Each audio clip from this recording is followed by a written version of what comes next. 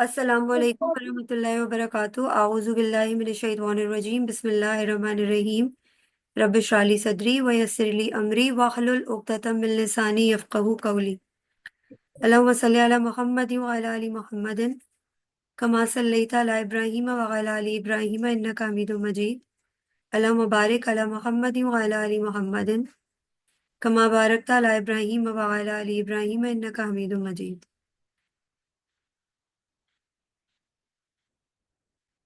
I hope screen सबको नजर आ रही होगी।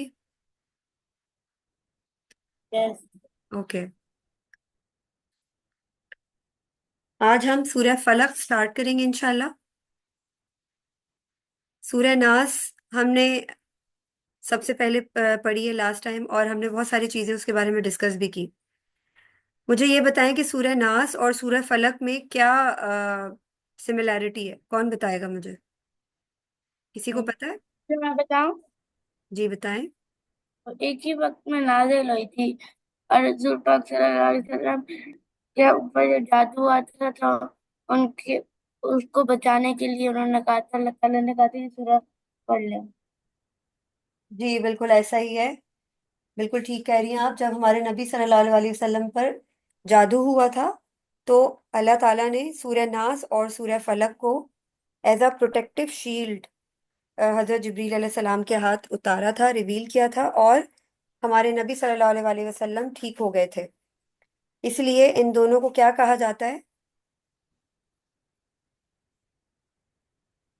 कौन बताएगा? मैंने आप लोग को एक नाम बताया था ना, मुअव्वज़तैन। क्या बताया था?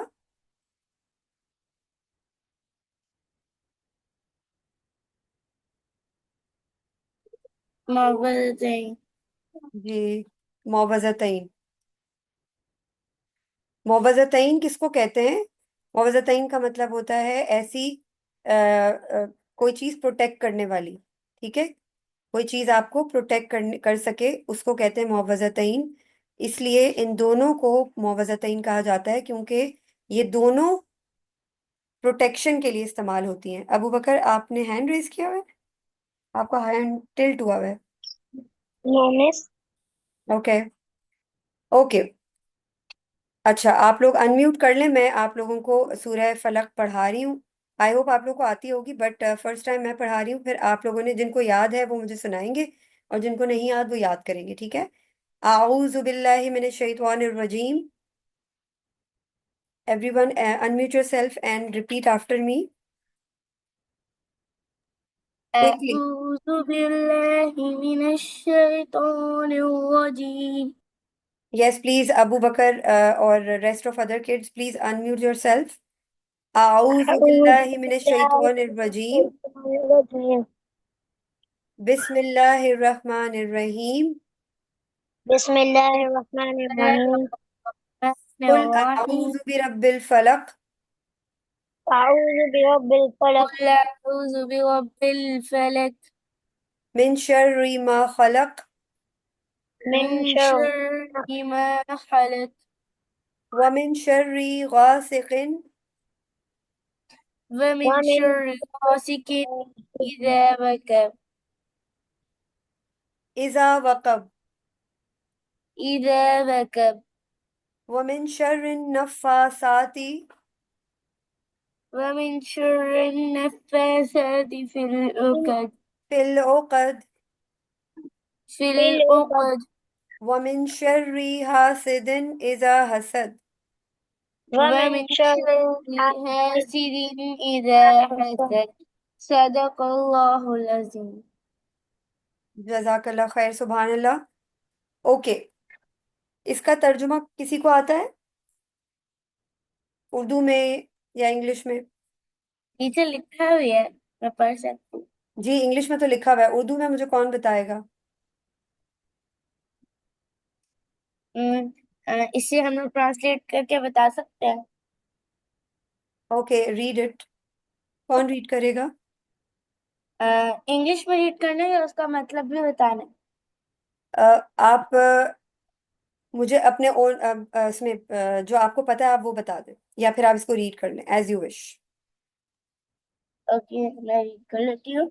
See, O Prophet, I seek protection in the Lord of the break of day, from the evil of whatever he has created, and from the and and from the evil of the night when it grows dark, and from the evil those witches uh, in, casting. क्या आप zoom कर सकती हैं थोड़ा सा इसे? जी, casting spell. Casting spells by bellowing unknown, and from the evil of the jealous when they envy others. When they envy others. Okay, क्या समझ आया हलीमा?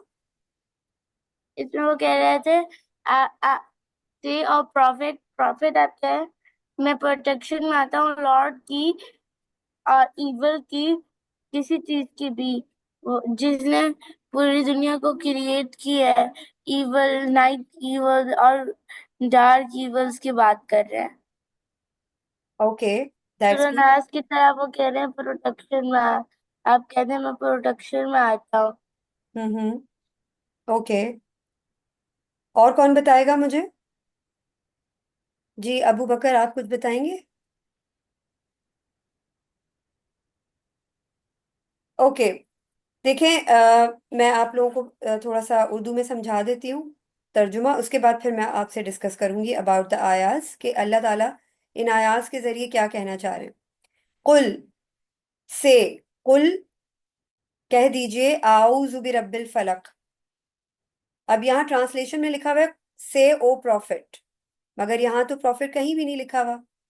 तो हमें कैसे पता चला कि अल्लाह ताला प्रॉफिट मोहम्मद सल्लल्लाहु अलैहि वसल्लम से बात कर रहे हैं? क्योंकि अल्लाह ताला ने हमारे नबी सल्लल्लाहु अलैहि वसल्लम की तबीयत खराब होने के बाद, उनकी दुआ मांगने के बाद, अल्लाह ताला ने ये दो सूरतें उतारी थी, सूरह फलक को उतारा था.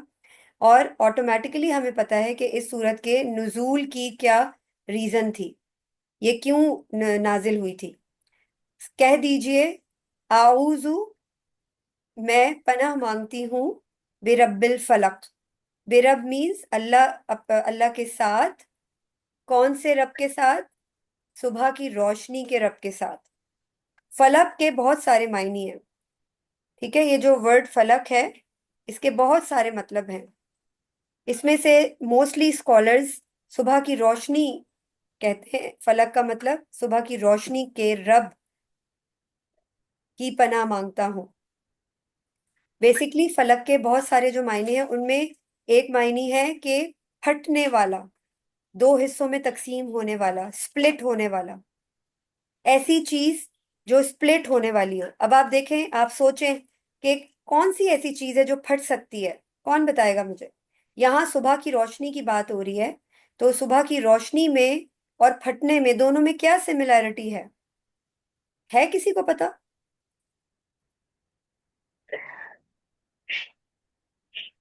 जी अबू बकर. नो मिस, इतना नहीं है.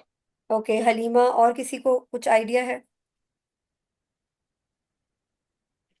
अच्छा ठीक है, वेट अ मिनट, हम जाते हैं ऊपर, यहाँ पर.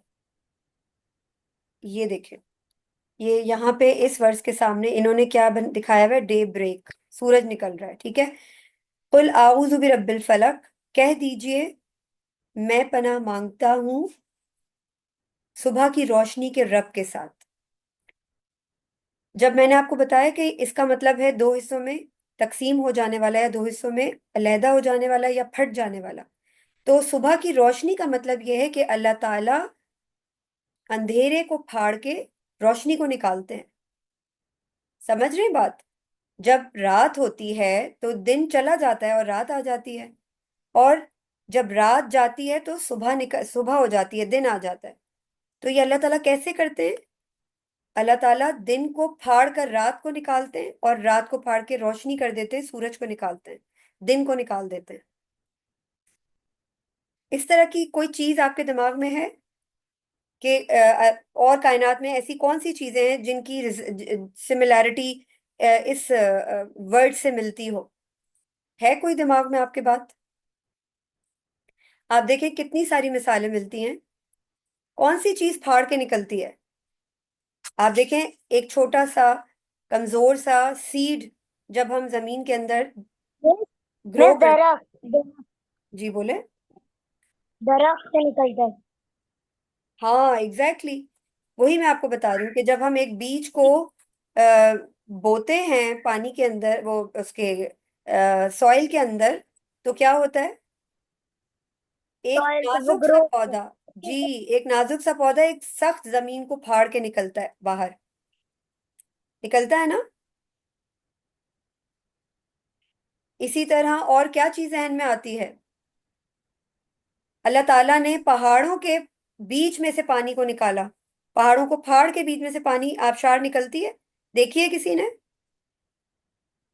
اسی طرح آپ دیکھیں آسمان میں بادلوں کو پھاڑ کے پانی نکلتا ہے بارش کا. اسی طرح ایگز کو دیکھا ہے آپ نے؟ ایگز میں سے کیسے ایگز ٹوٹتے ہیں تو دو ٹکڑوں میں ہوتے ہیں تو بیچ میں سے چوزا نکلتا ہے. تو اللہ ٹیچر تعالیٰ میں اس جی اس آیت میں فرما رہے ہیں کہ وہ رب جو یہ سب کام کر سکتا ہے اس کی پناہ مانگتے ہیں ہم. سمجھ آ رہی ہے؟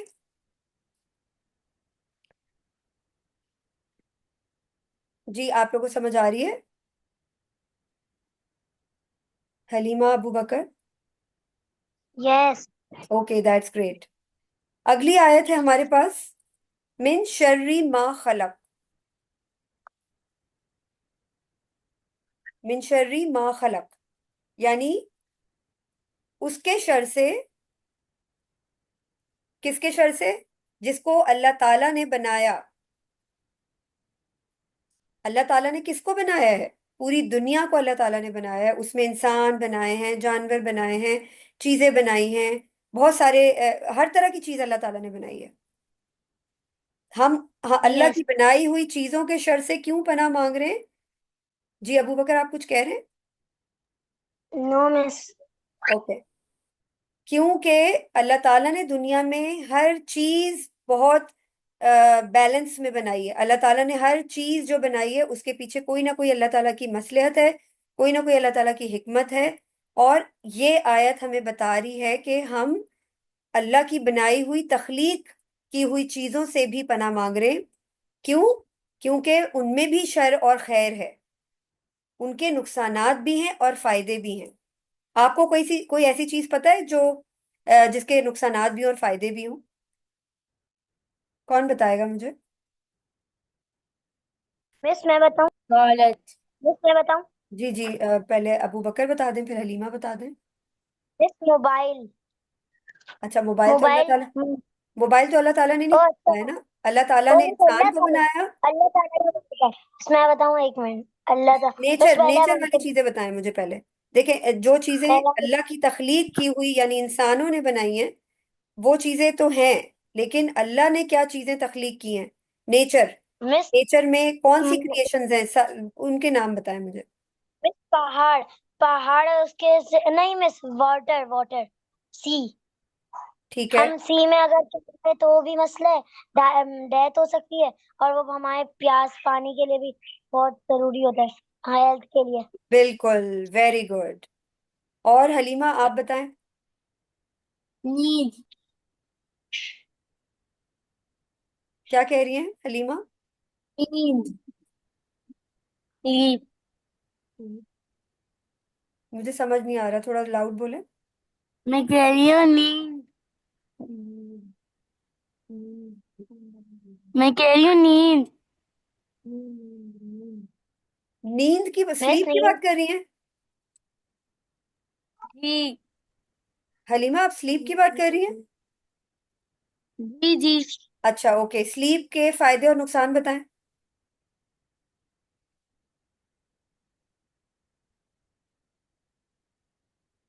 جی حلیمہ.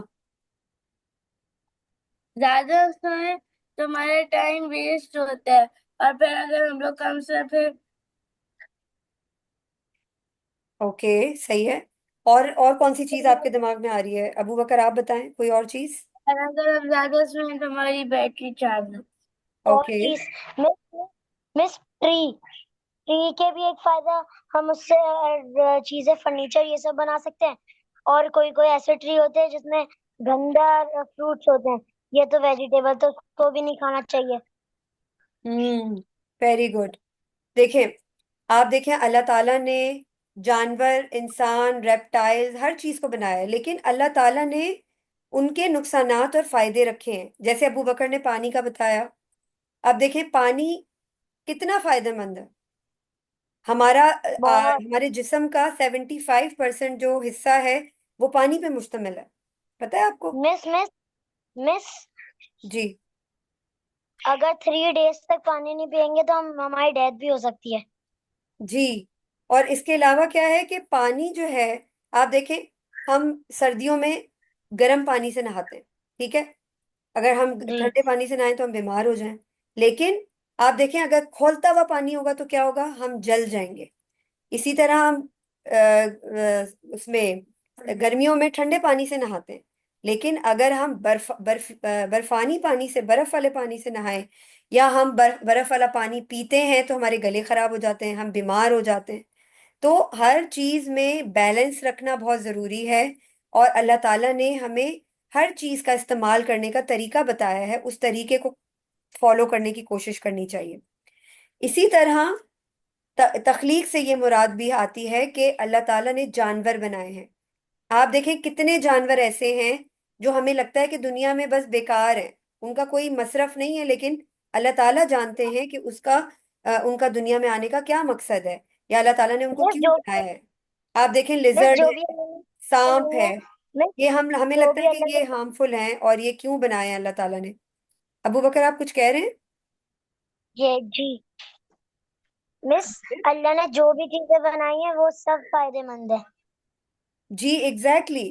لیکن وہ ہم اس کو کیسے استعمال کر رہے ہیں یہ ہماری عقل کے اوپر ڈپینڈ کرتا ہے نا. اللہ تعالیٰ نے ہمیں صحیح اور غلط کی تمیز سکھا دی ہے. اللہ تعالیٰ نے ہمیں ایک دماغ دیا ہے جس سے ہم سوچ سکتے ہیں.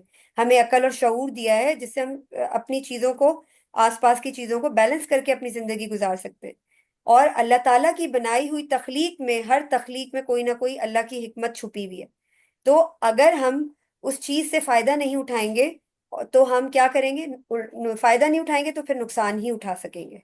یہ ہماری اپنی عقل کا تقاضا ہے کہ ہم اس چیز کے اوپر غور و فکر کریں کہ اللہ تعالیٰ نے اس چیز کو کس مصرف کے لیے بنایا ہے. جیسے میں نے ابھی چھپکلی اور سانپ کا ذکر کیا. اللہ تعالیٰ نے سانپ اور چھپکلی کو اس لیے بنایا ہے کیونکہ ہمارے گھروں میں جو کیڑے ہو جاتے ہیں وہ چھپکلیاں کھا جاتی ہیں، اس لیے وہ مر جاتے ہیں. اسی طرح سانپ ہیں، ہمیں لگتا ہے کہ سانپ جو ہے وہ سانپ، نو ڈاؤٹ اس میں سانپ بہت ڈینجرس ہوتا ہے، لیکن اللہ تعالیٰ نے سانپ کو اس لیے بنایا کہ وہ چھوٹے بڑے کیڑوں کو ختم کر دیتا ہے، جنگلوں میں پھرتا ہے اور صحراؤں میں پھرتا ہے، لیکن کیڑوں کو کھاتا ہے وہ تو انسانوں کا گوشت. اس کے علاوہ آپ بتائیں کہ یہ جو اللہ تعالیٰ نے پگ کو بنایا ہے، کسی کو پتہ ہے کہ پگ کو کیوں بنایا ہے اللہ تعالیٰ نے؟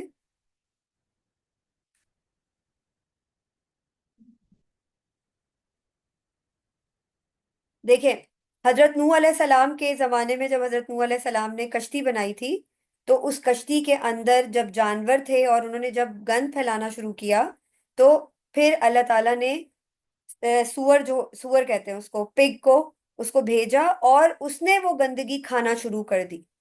آپ کو پتہ ہے وہ جو پگ ہے وہ گندگی کھاتا ہے، اور وہ حرام کیوں ہے؟ اللہ تعالیٰ نے اسے اس کا گوشت حرام کیوں کیا ہے؟ اس لیے کیونکہ وہ گندگی کھانے کی وجہ سے اس کے گوشت میں بہت جراثیم اور بہت بیماریاں ہوتی ہیں، اور اگر ہم اس کا گوشت کھا لیں تو اس کا گوشت جو ہے وہ بہت نقصان دہ ہوتا ہے.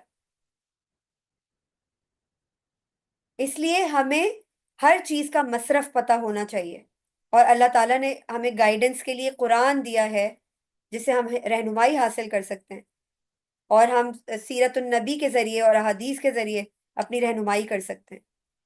تو یہاں پہ ہم اللہ کی بنائی ہوئی تخلیق کے شر سے بھی پناہ مانگ رہے ہیں، اور آپ کو پتہ ہے ان میں انسان بھی آتے ہیں. کیسے؟ آپ دیکھیں، ہر کوئی کہتا ہے کہ اچھی گیدرنگ اور بری گیدرنگ دونوں آپ کے اوپر بڑا افیکٹ ڈالتی ہیں، پتہ ہے آپ کو؟ کیسے؟ اگر آپ کے دوست اچھے ہیں تو آپ اچھی باتیں سیکھیں گے، اور اگر آپ اچھی باتیں سیکھ رہے ہیں اور سمجھ رہے ہیں تو آپ کا ایلوکوینس بڑھے گا، حکمت بڑھے گی، اور آپ کی نالج بڑھے گی، آپ ایک اچھے انسان بننے کی طرف قدم بڑھائیں گے۔ لیکن جب آپ کے دوست صحیح نہیں ہوتے، وہ صحیح باتیں نہیں کر رہے ہوتے، آپ کی گیدرنگ غلط ہوتی ہے، لیکن آپ خود ٹھیک بھی ہوں گے تو بھی وہ کہتے ہیں نا، بد سے بدنام برا، کوئی آپ کو ان کے ساتھ دیکھے گا تو وہ آپ کو بھی یہی سمجھے گا کہ شاید آپ بھی انہی کی طرح ہیں۔ تو یہ جو من شرری ما خلق ہے، اس خلق میں انسان بھی آتے ہیں، ایسے انسان جو بیڈ گیدرنگ کے ہوتے ہیں، یا جو برائیاں پھیلاتے ہیں، جو شر پھیلاتے ہیں۔ ٹھیک ہے؟ آپ لوگوں کا ہوم ورک ہے کل کے نیکسٹ کلاس کے لیے کہ آپ لوگوں نے 5 ایسی چیزوں کی لسٹ بنانی ہے جو اللہ تعالیٰ نے تخلیق کی ہیں، اور 5 آپ نے ایسی چیزوں کی لسٹ بنانی ہے جو انسانوں نے بنائی ہیں۔ انسانوں نے بھی جو چیزیں بنائی ہیں وہ اللہ کی تخلیق کی ہوئی چیزوں کی مدد سے بنائی ہیں۔ جیسے آپ دیکھیں، انسان ٹیبل، کرسی، لکڑی کا فرنیچر بناتے ہیں تو کیسے بناتے ہیں؟ اللہ نے درخت بنائے ہیں تو درختوں سے لکڑی لیتے ہیں انسان۔ اسی طرح انسانوں نے روبوٹ بنائے ہیں، ٹیلی فون بنائے ہیں، کمپیوٹر بنائے ہیں، کیسے بنائے ہیں؟ اللہ کے بنائے ہوئے دماغ کو استعمال کر کے۔ ٹھیک ہے؟ 5 چیزیں آپ نے نیچرل چیزوں کی لسٹ بنانی ہے، 5 آپ نے جو آرٹیفیشل چیزیں جو انسان نے بنائی ہیں ان چیزوں کی لسٹ بنا کر ان کے نقصانات اور فوائد آپ نے مینشن کرنے ہیں۔ لکھ کر آپ یا تو شیئر کر دیجیے گا یا کلاس میں پریزنٹ کر دیجیے گا۔ ٹھیک ہے؟ اس کے بعد ہم تیسری آیت پہ آتے ہیں۔ تیسری آیت کیا ہے؟ وَمِن شَرِّ غَاسِقٍ اِذَا وَقَبَ، یعنی اور کس چیز کے شر سے ہم پناہ مانگ رہے ہیں؟ اور بدی کے شر سے، اندھیرے کی جو وہ اندھیرے، مطلب سمجھے کہ اس شر سے جب اندھیرا چھا جائے، اندھیرے کے شر سے ہم پناہ مانگ رہے ہیں۔ اندھیرے کا شر کیا ہوتا ہے؟ کسی کو پتا ہے؟ کون بتائے گا؟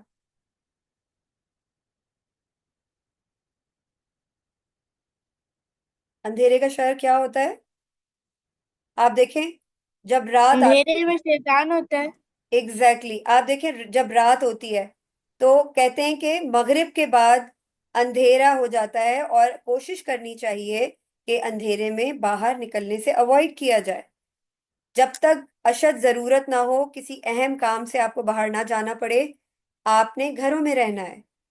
اور اس کے علاوہ اندھیرا اور تاریکی جو ہے وہ اس کے اندر بہت سی مطلب سمجھے برائیاں ہوتی ہیں، بہت سے شیطان اور جنات نکل آتے ہیں، شر پھیلاتے ہیں۔ تو اسی لیے کہتے ہیں، اور رات میں کہتے ہیں برتنوں کو ڈھانپنا چاہیے، برتنوں کو کھلا نہیں چھوڑنا چاہیے، اپنے گھروں کے دروازے اور کھڑکیاں بند رکھنی چاہیے، اسپیشلی مغرب کے بعد۔ تو کیوں کہا جاتا ہے؟ کیونکہ تاریکی کے اندر بھی بہت سارے شر ہوتے ہیں، جنات ہوتے ہیں، شیطان ہوتے ہیں، جن کے شر سے ہم محفوظ اگر رہنا چاہتے ہیں تو ہمیں ان ہدایات پہ عمل کرنا چاہیے۔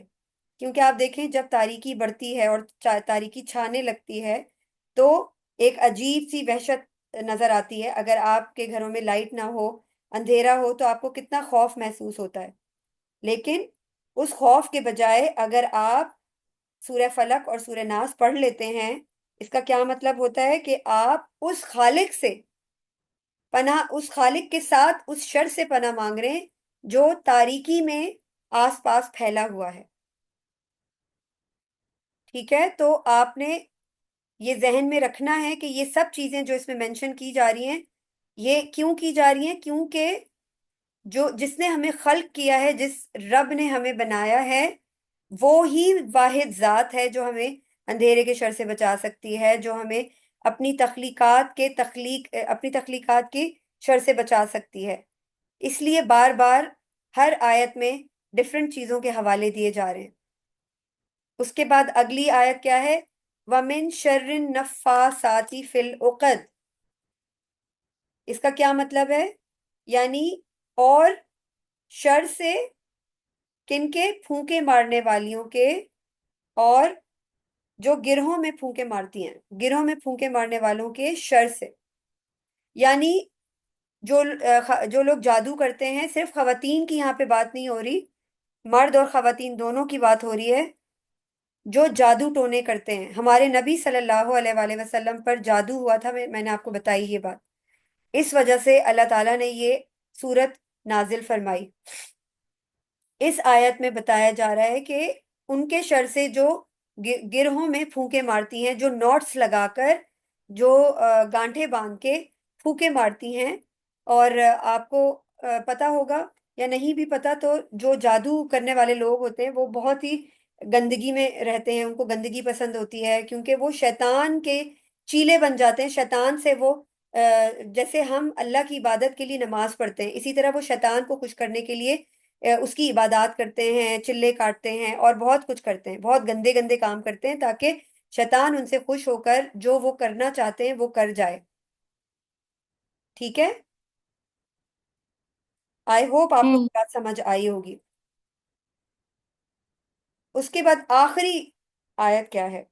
اب دیکھیں، یہ جو یہ والی آیت ہے نا، وَمِن شَرِّ النَّفَّاثَاتِ فِي الْعُقَدِ، یہ دیکھیں اللہ تعالیٰ نے ہمیں کلیئرلی بتا دیا ہے، کلیئرلی، کہ جس رب نے ہمیں بنایا ہے، وہی رب واحد ذات ہے جو ہمیں ان سب کے شر سے محفوظ رکھے گی.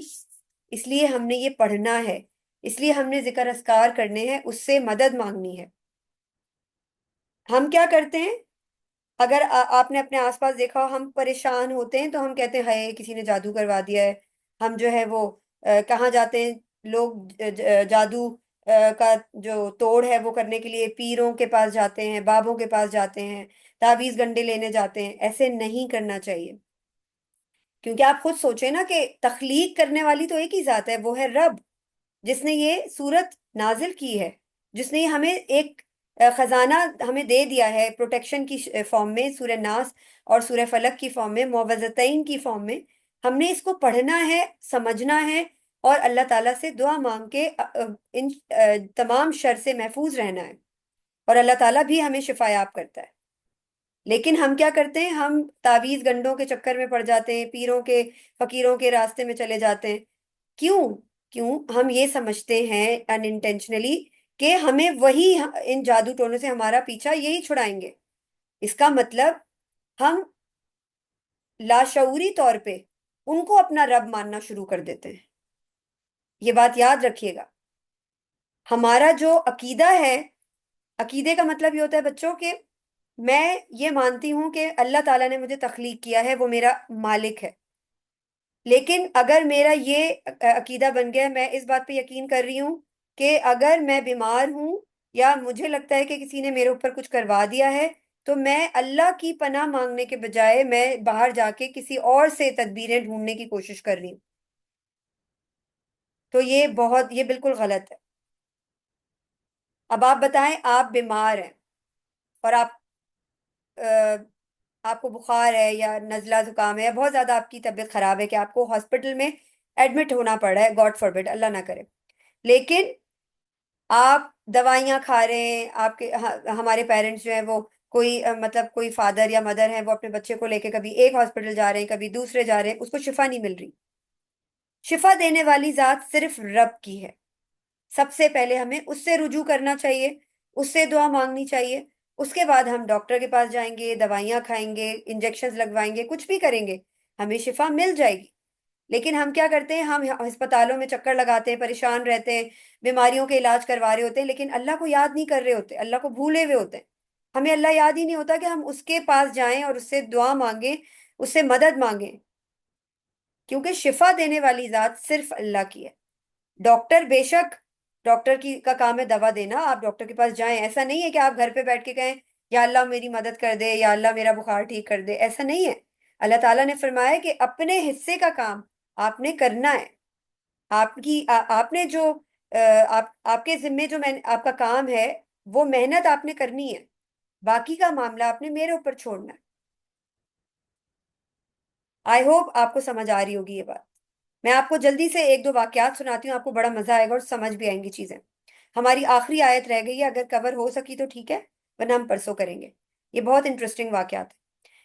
ایک حدیث تھی، ایک حدیث میں آپ کو سناتی ہوں۔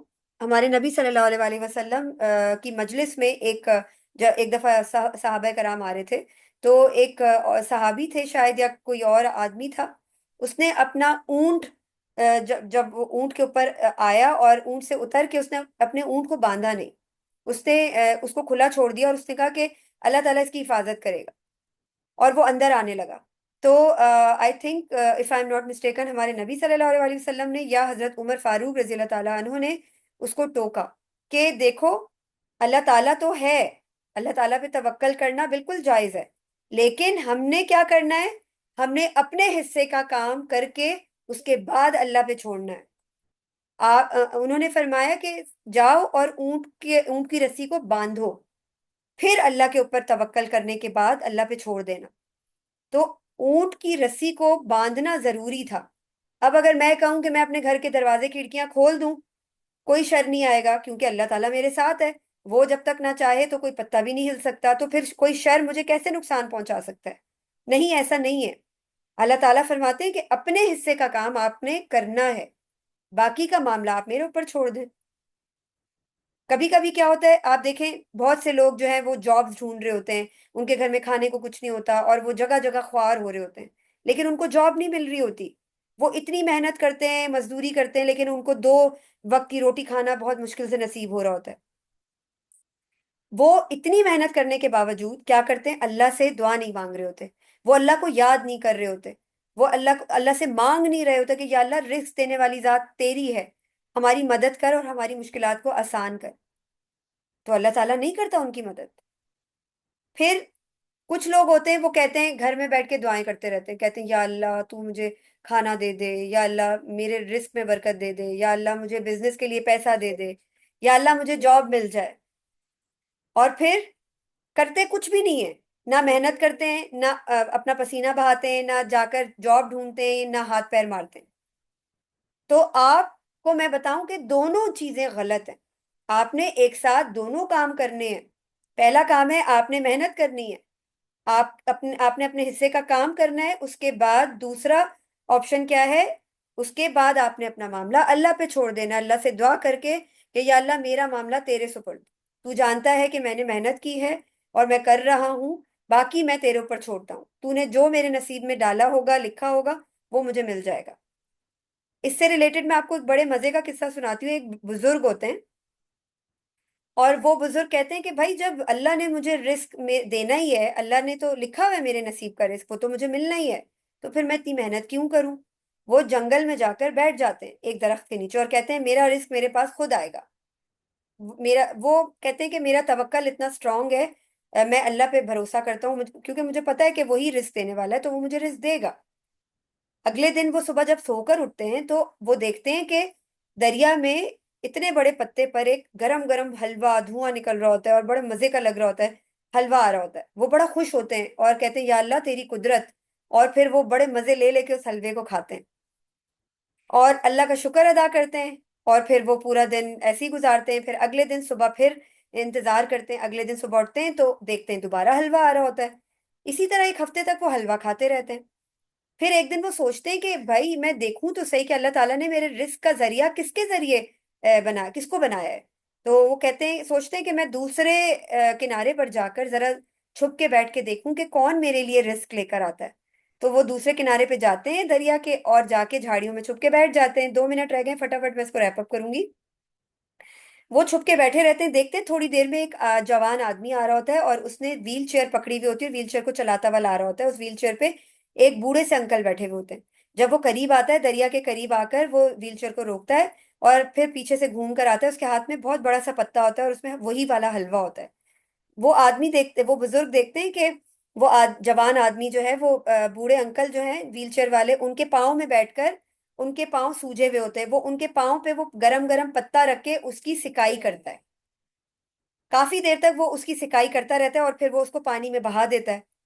جب وہ یہ دیکھتے ہیں تو وہ ایک دم شاک رہ جاتے ہیں کہ میں یہ پاؤں والا حلوہ کھاتا ہوں۔ تو پھر وہ ریئلائز کرتے ہیں کہ نہیں، توکل کا یہ ہرگز مطلب نہیں ہے کہ میں ہاتھ پیر چھوڑ کر اور میں ہاتھ پہ ہاتھ رکھ کے بیٹھا رہوں گھر میں اور اللہ تعالیٰ مجھے کھانا دے دیں۔ اللہ نے دنیا میں ایسے تو نہیں بھیجا نا انسان کو، اللہ تعالیٰ نے انسان کے ذمے بہت سے کام لگائے ہیں۔ تو بچوں میرے خیال میں آپ کو یہ بات سمجھ آ گئی ہوگی کہ ہم نے کیا کرنا ہے، اللہ سے مدد مانگنی ہے اور کسی سے مدد نہیں مانگنی۔ آپ کو جوتے کا ایک تسمہ بھی چاہیے، آپ کو ایک چھوٹا سا کھلونا بھی چاہیے، آپ کو ایک کتاب چاہیے، کوئی قیمتی چیز چاہیے، کچھ بھی چاہیے، آپ اللہ سے مانگیں۔ آپ دیکھیں گے کہ آٹومیٹیکلی اگلے دن آپ کی مما کہہ رہی ہوں گی ابو بکر میرا دل چاہ رہا ہے کہ میں آپ کو یہ دلاؤں، آپ کی حیرت کی انتہا نہیں رہے گی، یقین مانیں، کیونکہ دلوں میں ڈالنے والی ذات صرف اللہ کی ہے۔ مجھے جو چاہیے ہوتا ہے میں اللہ سے مانگتی ہوں، اللہ تعالیٰ کسی بھی ذریعے سے مجھ تک وہ چیز پہنچا دیتا ہے۔ آپ لوگ کے ساتھ کبھی ایسا ہوا ہے کہ آپ نے کوئی چیز سوچی ہو اور اللہ تعالیٰ نے آپ کی وہ خواہش بغیر کہے پوری کر دی ہو؟ جی بیٹا، 1 منٹ رہ گیا ہے، کوئکلی اس کو ریپ اپ کرتے ہیں۔ آئی ہوپ آپ لوگ کو بڑا مزہ آیا ہوگا سٹوری سن کر۔ جی حلیمہ اور ابو بکر، 1 منٹ رہ گیا ہمارے پاس، جلدی سے بتائیں۔